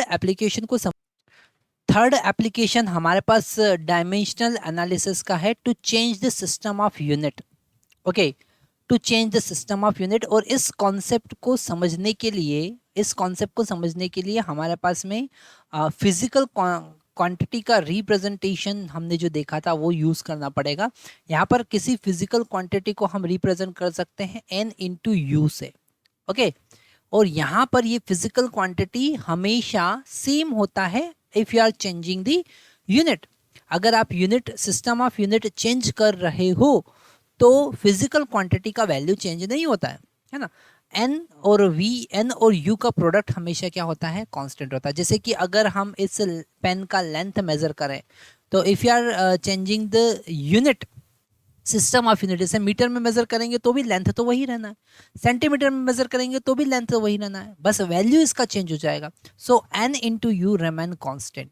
तो हम इसको लिख सकते हैं n1u1 is equal to n2u2। जो कॉन्सेप्ट मैं आपको बता रहा हूँ बड़ा इंपॉर्टेंट कॉन्सेप्ट है, ध्यान से समझना है। n1u1 is equal to n2u2, है ना। और अगर हमको ये वैल्यू चेंज करना है, अगर हमने सिस्टम ऑफ यूनिट चेंज किया, u1 से u2 में गए, हमारा एप्लीकेशन क्या है? To change the system of unit. मतलब आप u1 यूनिट ऑफ सिस्टम से u2 में जा रहे हो, तो n2 का वैल्यू क्या होगा वो हमको बताना है। तो n2 का वैल्यू क्या होगा? n2 का वैल्यू होगा यहाँ पर n1 into u1 divided by u2। क्या होगा? n1 into u1 divided by u2। अब u1 क्या चीज़ है? u1 को हम लिख सकते हैं m1x। ओके, और L1y and T1z. This x, y, z are the dimensions of this u1 physical quantity. तो यहाँ पर if you are changing this u2, so this m1 will become m2. जैसे ग्राम किलोग्राम बन जाएगा, kilogram gram बन जाएगा, है ना, पर डायमेंशन, जो डायमेंशंस है वो चेंज नहीं होंगे। तो ये एक इंपॉर्टेंट पॉइंट हम लिख भी चुके हैं, और एक और बार आपको लिखना है कि if you are changing the system of unit, dimensional remain same, dimension of physical quantity remain same. So m2 L2 raise to power y ही रहेगा और T2 raise to power z रहेगा, है ना। तो यहाँ पर ये हो गया। इनका वैल्यू अगर हम पुट करते हैं यहाँ पर, तो N2 का वैल्यू हमको क्या मिलेगा, N2 का वैल्यू मिलेगा N1 इंटू U1। U1 क्या है, U1 है M1, और U2 के लिए लिखेंगे M2, और इसका पावर कितना हो जाएगा, इसका पावर x हो जाएगा, है ना। L1 डिवाइडेड बाय L2, और इसका पावर कितना हो जाएगा y, और T1 डिवाइडेड बाय T2, और इसका पावर कितना हो जाएगा z, है ना। तो यहाँ पर ये हम N2 का वैल्यू यहाँ से फाइंड कर सकते हैं। यहाँ पर आपको एक कॉन्सेप्ट लिख लेना है कि on changing system of unit, dimension not a change, dimensions of physical quantity does not change. Okay, on changing system of unit, dimensions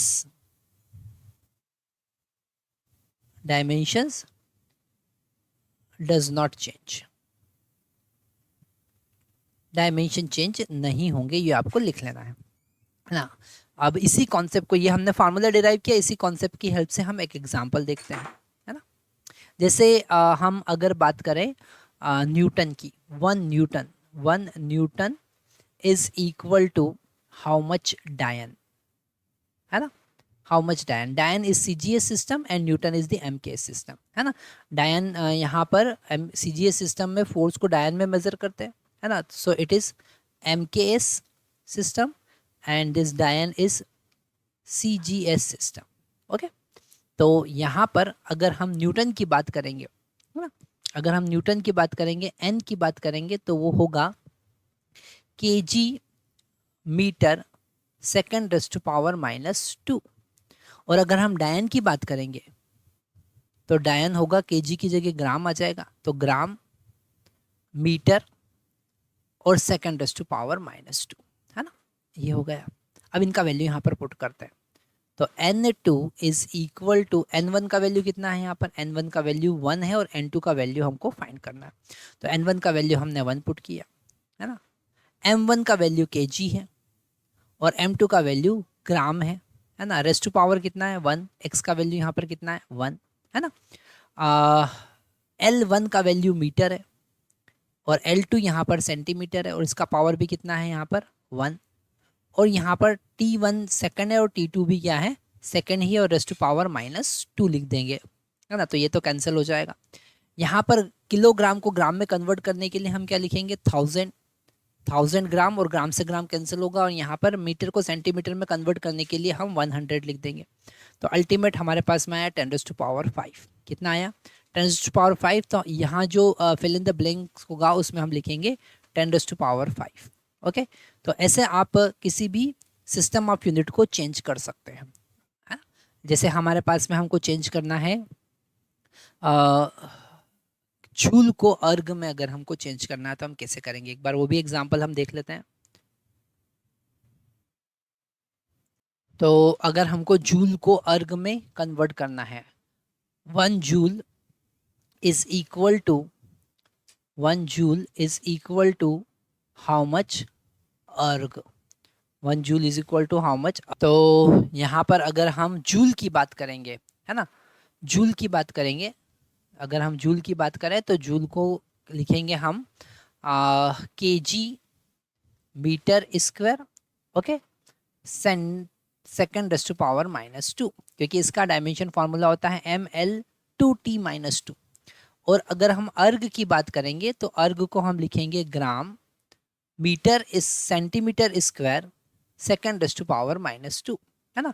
अब हमको पता है N2 is equal to N1 into n1 into m1 by m2 raise to power x, x का value कितना है यहाँ पर 1 है ना।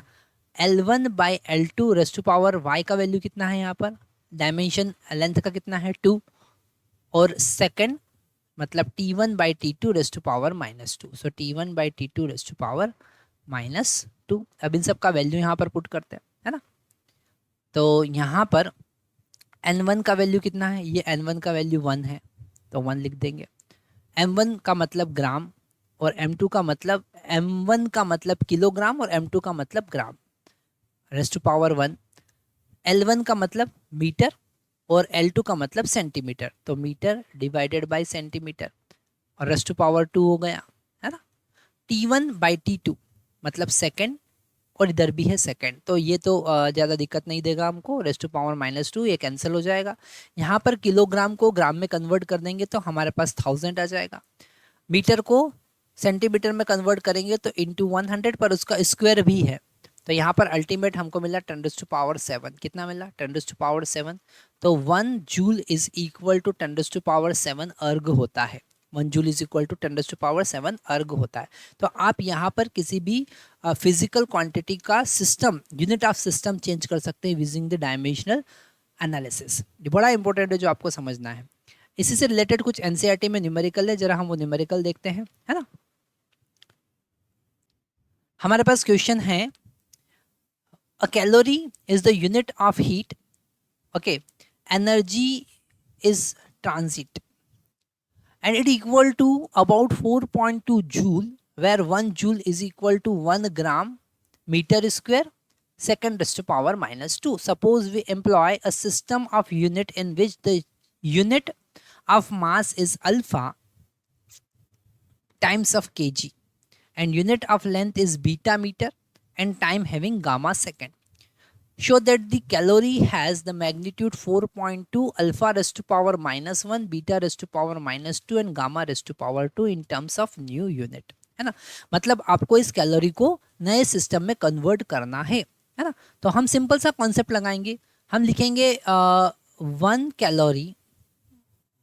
Calorie is equal to something amount of new system of unit, तो उसको यूनिट लिख देते हैं, नया सिस्टम। ओके, समझ में आ रहा ना ये।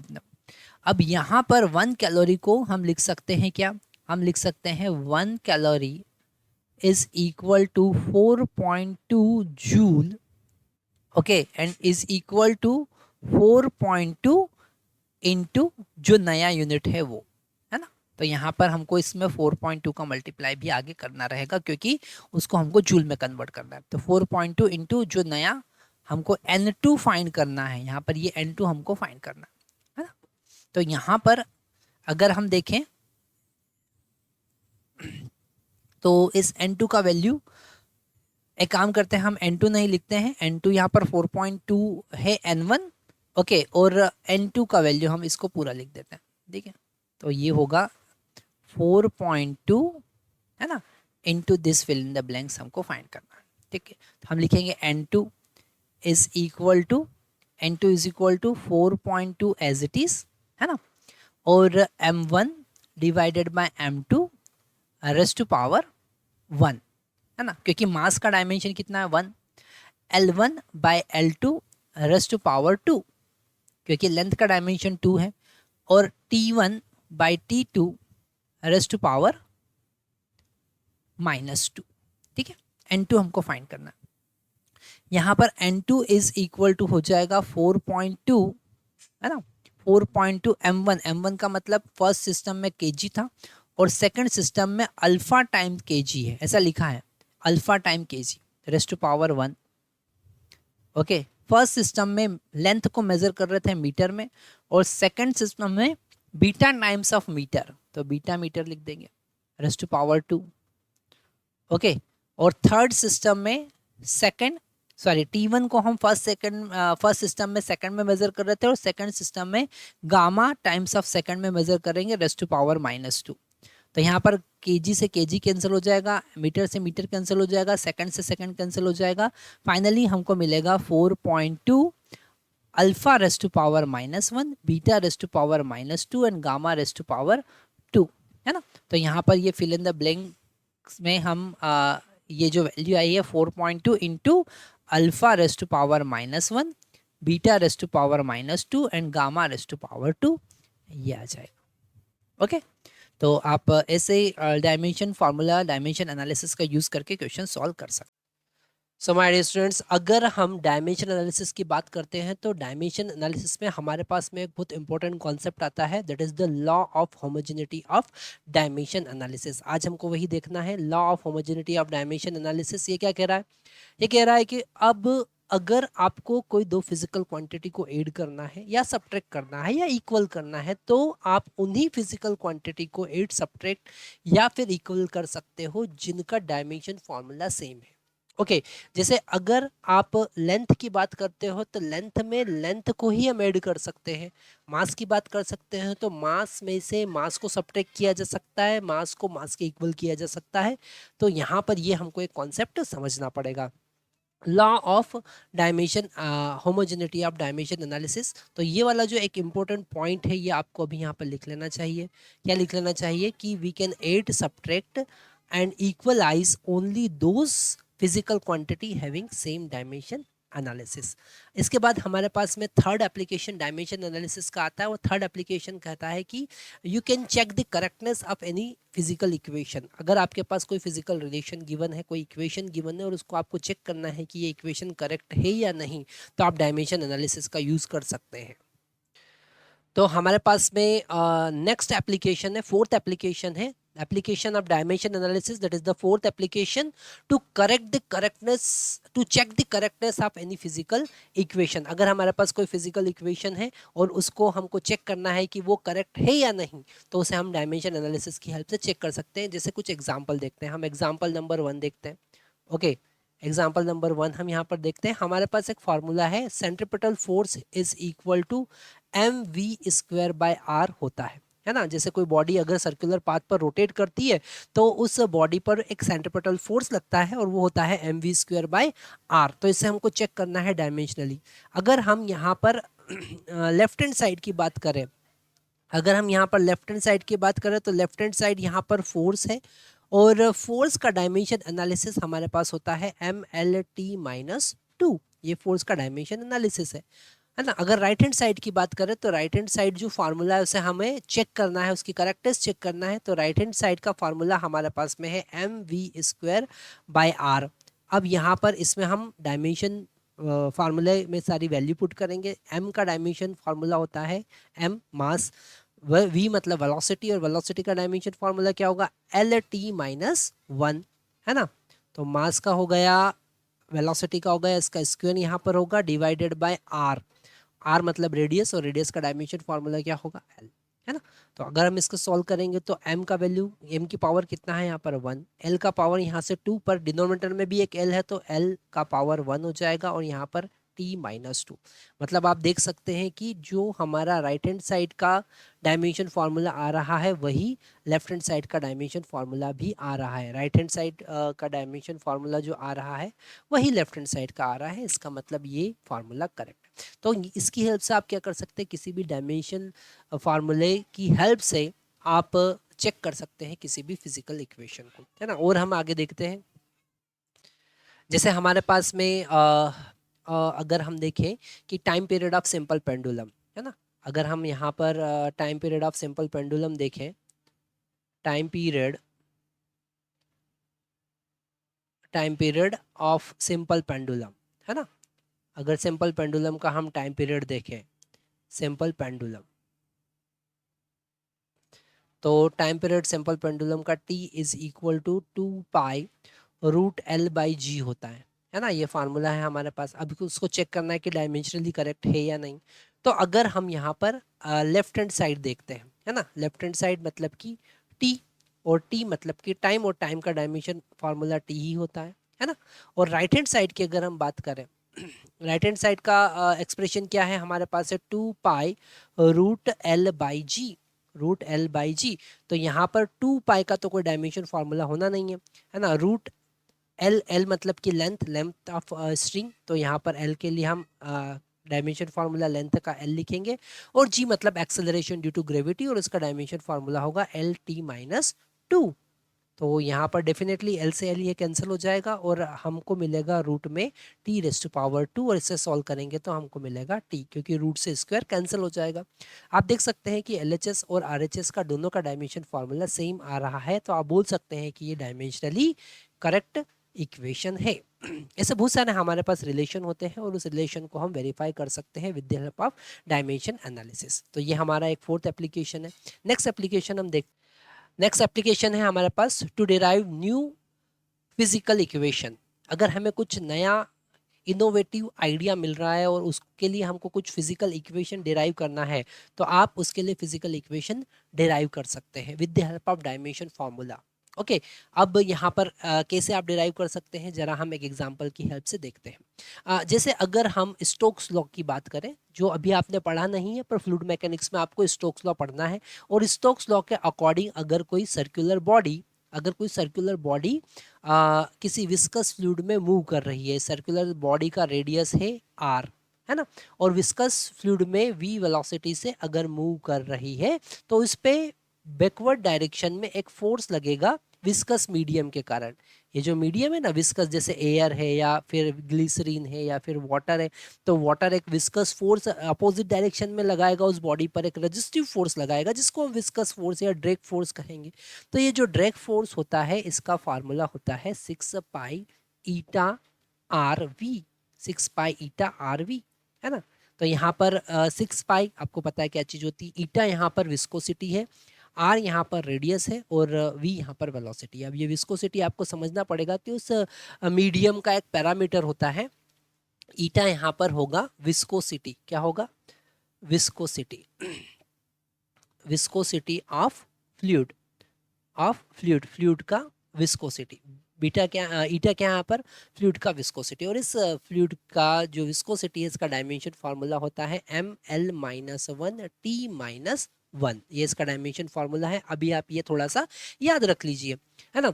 तो हम क्योंकि यहाँ पर आपको ये बात नहीं बता रहे हैं कि व्हाट इज द विस्कोसिटी, हम यहाँ पर ये नहीं बता रहे व्हाट इज द ईटा, हम यहाँ पर बता रहे हैं कि how you can derive the equation, और इस इक्वेशन को डिराइव करने के लिए हमारे पास में विस्कोसिटी का डायमेंशन फार्मूला पहले से गिवन है। ओके, यहाँ पर जो रेडियस है आर, है ना, आर क्या है, radius of spherical body, radius of spherical body, radius of spherical body, और इस रेडियस का डायमेंशन फार्मूला तो आप ही बताइए, एल होना चाहिए, है ना। और वी यहाँ पर वेलोसिटी है, वी क्या है यहाँ पर वेलोसिटी, कितनी वेलोसिटी से वो मूव कर रहा है, और वेलोसिटी का डायमेंशन फार्मूला आपको पता ही है L-T-1 होता है ना। तो ये जो फोर्स है जिसका फार्मूला आपने लिखा है 6 pi eta a v eta r v, इसे आपको डिराइव करना है। तो डिराइव कैसे करेंगे, डिराइव करने के लिए हम मान लेते हैं कि ये जो फोर्स है is function of eta, that is the viscosity, the radius R and velocity V, हमने ऐसा मान लिया कि ये इसका फंक्शन है ना। अब अगर फंक्शन है तो हमने लिखा something constant k eta raise to power x, radius raise to power y and velocity raise to power z, ऐसा मान लिया, है ना। अब हमको एक्स वाई जेड का वैल्यू यहाँ से फाइंड करना है, तो हम इनका डायमेंशन फॉर्मूला यहाँ पर रखेंगे। एफ का डायमेंशन फॉर्मूला होगा L-ml-T-1। जो कॉन्सेप्ट मैं आपको बता रहा हूँ बहुत इंपॉर्टेंट कॉन्सेप्ट है, क्योंकि इस कॉन्सेप्ट का हम बहुत जगह पर यूज करते हैं। तो हमने यहाँ पे लिखा ml-T-1 इज इक्वल टू के, एक कांस्टेंट है जिसका कोई डायमेंशन फार्मूला नहीं होता, तो के एज इट इज लिख दिया, है ना, के की जरूरत भी नहीं, या नहीं लिखेंगे तो भी चलेगा। ईटा का डायमेंशन फार्मूला होगा ml-1 T-1, और इसका पावर है x। ओके, इसका पावर है x। आर रेडियस है तो l, इसका पावर है y, और v वेलोसिटी है तो इसका पावर L-T-1 और पावर है z। अब यहाँ पर इसे थोड़ा सा अरेंज करेंगे तो हमारे पास में आगे क्या मिलने वाला है देखते हैं। यहाँ पर हमको लेफ्ट हैंड साइड मिल रहा है ml-T-2, यहाँ पर T-2 आना चाहिए। ml-T-2 इज इक्वल टू अब यहाँ पर देखो m का पावर कितना है, m का पावर यहाँ से कितना आ रहा है, m का पावर यहाँ से आ रहा है x, तो हम लिखेंगे m का पावर x, है ना। l का पावर कितना आ रहा है, यहाँ से माइनस एक्स, यहाँ से आ रहा है y और यहाँ से z, तो हम लिखेंगे l का power minus x, second term से कितना मिल रहा है प्लस y, और यहाँ से मिल रहा है प्लस z, और t का पावर कितना मिल रहा है, t का पावर यहाँ पे मिल रहा है माइनस एक्स, है ना, यहाँ से माइनस एक्स मिल रहा है, यहाँ से कितना, यहाँ से कोई नहीं, यहाँ से माइनस जेड, ओके। और इसको हम अब कंपेयर करेंगे, कंपेयरिंग द पावर, क्या करेंगे, कंपेयर करेंगे, कंपेयरिंग द पावर, पावर को कंपेयर करेंगे, है ना, दोनों साइड। तो आप देखो राइट हैंड साइड m का पावर x है और लेफ्ट हैंड साइड m का पावर 1 है, तो x का वैल्यू हमारे पास में आ गया 1, है ना।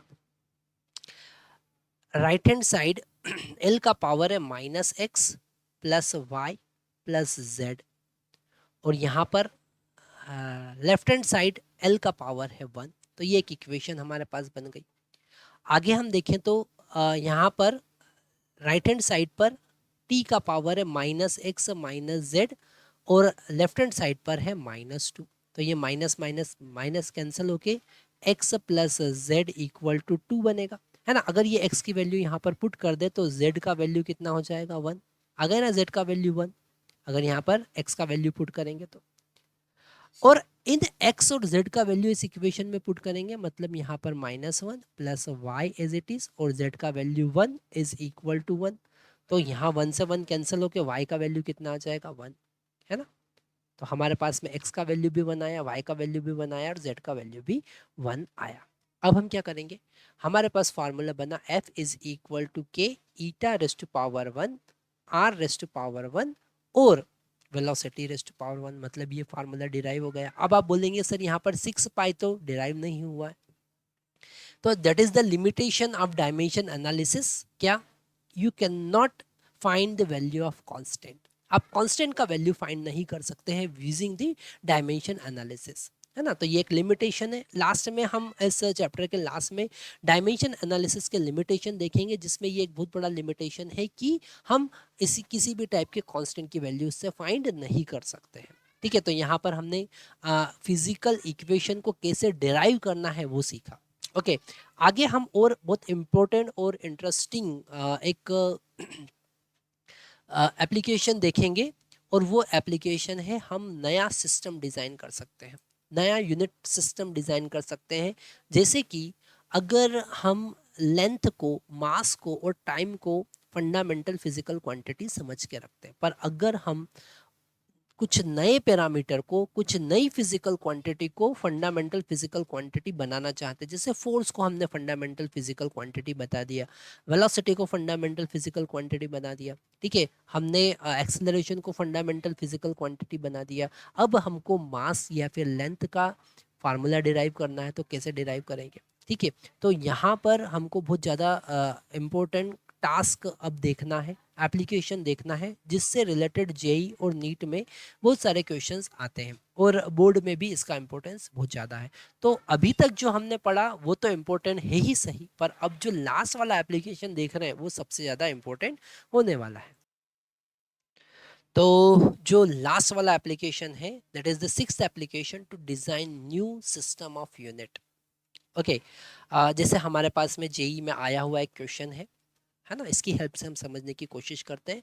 If the velocity of light c, universal gravitational constant g and Planck constant h are chosen as fundamental quantity, the dimensions of mass is in new system, क्या होंगे, मास को कैसे रिप्रेजेंट आप करेंगे, ओके।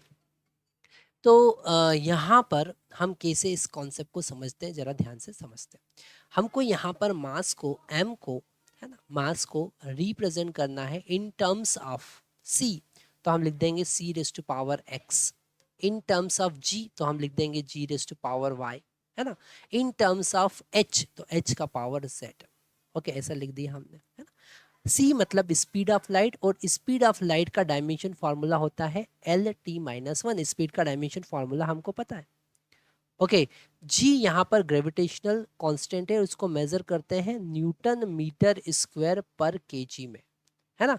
तो इसका डायमेंशन फार्मूला वैसे तो हम पहले भी देख चुके हैं, पर अभी वापस से देखेंगे। न्यूटन का डायमेंशन फार्मूला यहाँ पर होता है हमारे पास में mL/T-2। ओके, मीटर स्क्वायर का डायमेंशन फार्मूला हमारे पास होता है L²।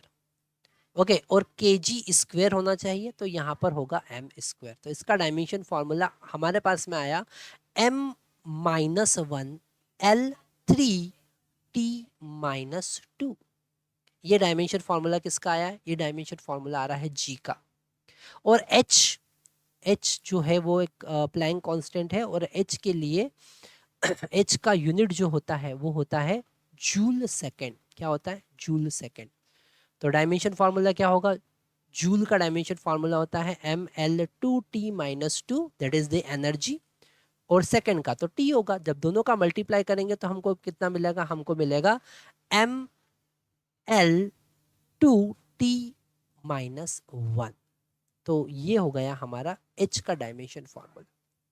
अब इसे डायमेंशनली हम चेक करते हैं और एक्स वाई जेड का वैल्यू फाइंड करते हैं, है ना। हमने लास्ट लेक्चर में आपको बताया था कि जो मेथड हमने यहाँ पर यूज़ किया है एक्स वाई जेड का वैल्यू फाइंड करने के लिए, हर जगह इसी कॉन्सेप्ट का हम बार बार यूज़ करते हैं। तो यहाँ पर हमने लिखा m का dimension formula capital M, okay, और c का डायमेंशन फार्मूला हमको पता है L/T-1, और इसका पावर कितना है? इसका पावर है x। जी का डायमेंशन फार्मूला हमने अभी डिराइव किया m-1। जी का डायमेंशन फार्मूला ये लिखा है यहाँ पर m-1 L3T-2, और इसका पावर कितना है? इसका पावर यहाँ पर y है। और लास्ट में h, और h का डायमेंशन फार्मूला कितना हो रहा था? mL/2T-1, और इसका पावर है यहाँ पर z। थोड़ा सा अरेंज करते हैं तो m इक्वल टू हमको मिलेगा, कितना मिलेगा? m का पावर यहाँ से -y आ रहा है और यहाँ से z आ रहा है, तो हम लिखेंगे m का power -y plus z। l का पावर देखेंगे तो यहाँ से x मिल रहा है हमको, यहाँ से +3y मिल रहा है ना, और यहाँ से +2z मिल रहा है। ओके, आगे देखते हैं। t का पावर अगर हम देखें तो t का पावर यहाँ से -x मिल रहा है, यहाँ से -2y हमको मिल रहा है, और यहाँ से मिल रहा है -z। तो ये हमने इसे थोड़ा सा simplify. So now if you are comparing the power, तो यहाँ पर अगर हम m का पावर देखें तो m का पावर लेफ्ट हैंड साइड पर 1 है। ओके, तो हम लिखेंगे 1 is equal to, right hand side कितना है m का पावर? -y प्लस z, है ना। तो ये हो गया हमारा इक्वेशन नंबर 1। अब हम l का पावर देखेंगे तो यहाँ लेफ्ट हैंड साइड पर तो l है ही नहीं, मतलब पावर 0 है। राइट हैंड साइड पे कितना होगा? x plus 3y plus 2z, same as it is, this will become of equation number 2। अब हम t की पावर को देखेंगे तो लेफ्ट हैंड साइड पर 0 है, इधर t नहीं है, यहाँ पर हो जाएगा -x minus 2y minus z, और ये हो गया इक्वेशन नंबर 3। इन तीनों इक्वेशन को हम साइमल्टेनियसली सॉल्व करेंगे और एक्स वाई जेड का वैल्यू फाइंड करेंगे, और उसके अकॉर्डिंग हमारा आंसर आ जाएगा। तो यहाँ पर सबसे पहले इन दोनों इक्वेशन को हम ऐड कर देते हैं, इक्वेशन नंबर 2 और इक्वेशन नंबर 3 को हम ऐड कर देते हैं। तो इक्वेशन नंबर 2 प्लस 3, है ना। इक्वेशन 2 और 3 को अगर हम ऐड करते हैं तो हमको क्या मिलता है? हमको मिलता है यहाँ x से x कैंसिल हो जाएगा, है ना, क्योंकि x और -x से कैंसिल हो जाएगा। +3y minus 2y will become y, okay, and 2z minus z will become +z is equal to 0। मतलब यहाँ से हमको मिलता है y is equal to -z and y is equal to -z। ये हो गया। इस इक्वेशन को अगर हम फर्स्ट इक्वेशन से सॉल्व करते हैं तो हमको मिलता है 1 इज इक्वल टू y का वैल्यू हम पुट करते हैं -z प्लस z, तो यहाँ से z का वैल्यू हमको मिलता है 1/2। कितना मिलता है? 1/2। और z का वैल्यू अगर 1/2 है तो y का वैल्यू यहाँ से कितना हो जाएगा? -1/2। तो यहाँ पर हम लिख लेते हैं z का वैल्यू हमारे पास में आया 1/2, y का वैल्यू आ गया -1/2। अब हमको x का वैल्यू फाइंड करना है, तो हम यहाँ पर इस थर्ड इक्वेशन में y और z का वैल्यू पुट करते हैं। तो यहाँ पर हम अगर इसे सॉल्व करें तो हमको मिलेगा 0 इज़ इक्वल टू -x -2 और y का वैल्यू है -1/2, तो -1/2 का मल्टीप्लाई करेंगे तो -1/2 -z, है ना। तो हाँ, z इज इक्वल टू कितना हो जाएगा, और z का वैल्यू फिर से 1/2 पुट करेंगे, है ना। तो यहाँ हो जाएगा हमारा +1/2, ठीक है।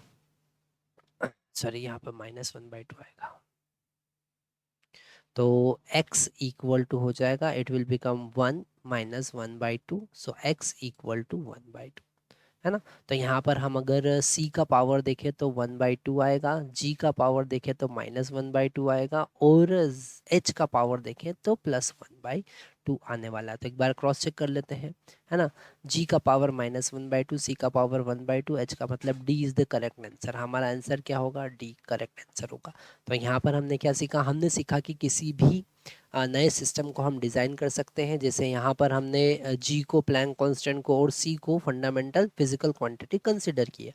सो we can design the new system of unit using the dimension analysis. Okay, now the last concept of this chapter is the limitation of dimension analysis। अगर हम डायमेंशन एनालिसिस की बात करें तो ये एक हमारे पास ऐसा मैथमेटिकल टूल है जिसकी हेल्प से हम फिजिक्स के बहुत सारे कॉन्सेप्ट को समझ सकते हैं, रिप्रेजेंट कर सकते हैं, नए इक्वेशन डिराइव कर सकते हैं। हम किसी भी फिजिकल इक्वेशन, फिजिकल रिलेशन की करेक्टनेस चेक कर सकते हैं। ओके, तो ये हमारे पास में एक बहुत अच्छा मैथमेटिकल टूल है जिसकी हेल्प से हम फिजिकल एनालिसिस कर सकते हैं। आज हम इसमें देखेंगे कि इसके लिमिटेशंस क्या है, हम क्या क्या नहीं कर सकते हैं। तो पहला हमारी स्क्रीन पर जैसा गिवन है, first limitation is using the dimension analysis we can not able to find the value of proportional constant. जैसे हमने एक डिराइव किया था equation, the viscous force that is the drag force is equal to 6 pi eta r v. तो यहाँ पर ये जो 6 पाई है इसके बारे में हम कुछ भी नहीं बता पाए थे। जैसे हमने f is equal to 2 pi, sorry, time period of simple pendulum t equal to 2 pi root l by g ये डिराइव किया था। तो यहाँ पर 2 पाई के बारे में हम नहीं बता पाए थे। तो that is the limitation of dimension analysis, we can not find the value of proportionality constant. Second limitation देखते हैं, some physical quantity having same dimension formula, so using the dimension formula we cannot able to find which physical quantity is there। Okay, कौन सा physical quantity उसके बारे में हम नहीं बता सकते हैं। जैसे कि अगर हम वर्क डन की बात करें तो उसका डायमेंशन फार्मूला ml2t-2 होता है। अगर हम टॉर्क की बात करें तो उसका डायमेंशन फार्मूला भी ml2t-2 ही होता है। तो यहाँ पर हम अगर देखें कि वर्क डन देखें, टॉर्क देखें, हम काइनेटिक एनर्जी देखें, पोटेंशियल एनर्जी देखें, तो इनका सबका डायमेंशन फार्मूला सेम होता है। तो ऐसी फिजिकल इक्वेशन के बारे में हम कुछ भी नहीं कर सकते हैं जिसमें एक ऐसी फिजिकल क्वांटिटी हो जिनके डायमेंशन फार्मूला सेम हो। तो ये भी एक लिमिटेशन है जो हमको ध्यान में रखना है। बहुत सारे डायमेंशन फिजिकल क्वांटिटी ऐसी होती है जिनके डायमेंशन फार्मूला सेम होते हैं, उनके बारे में we can not say anything. Third limitation हमारे पास में आता है, डायमेंशन एनालिसिस की हेल्प से हम ऐसा इक्वेशन डिराइव नहीं कर सकते हैं जिसमें एडिशन या फिर सब्ट्रैक्शन होता है ना। जैसे आपने लिखा मोशन का इक्वेशन, हम लिखते हैं v is equal to u plus a t, तो इसको डायमेंशन एनालिसिस की हेल्प से हम डिराइव नहीं कर सकते।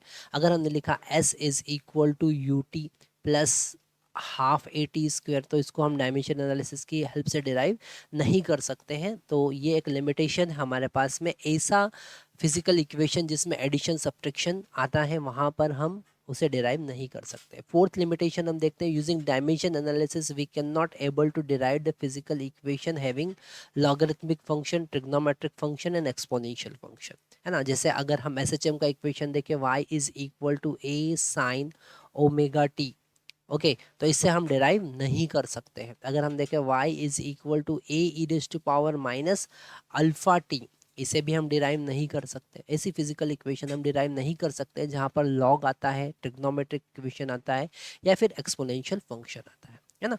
तो जैसे कि अगर हम यहाँ पर इंटेंसिटी की बात करें या फिर dB की बात करें, dB is equal to 10 log I divided by I naught, है ना, ये dB का हमारे पास फार्मूला होता है। तो आ, ये हम डिराइव नहीं कर सकते हैं यूजिंग डायमेंशन एनालिसिस। तो these are the limitation of dimension analysis. और कुछ लिमिटेशन हम देखते हैं।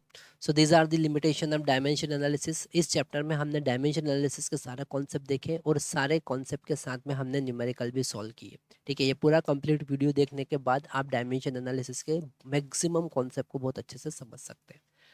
आगे हम देखने वाले हैं इस नेक्स्ट वीडियो में, आप देखेंगे कि इसके जो बचे हुए पोर्शन है, वैसे तो अगर एनसीईआरटी के अकॉर्डिंग हम देखें तो सिग्निफिकेंट फिगर जो हमारा अभी सीबीएसई का रिडक्टेड पोर्शन आया हुआ है, सिलेबस आया हुआ है, उसमें सिग्निफिकेंट फिगर जो है और एरर जो है, एरर अगर हम जेई की बात करें तो जेई के पोर्शन में ही एरर के क्वेश्चन आने वाले हैं।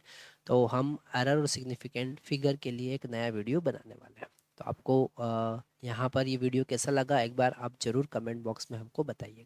Thank you very much.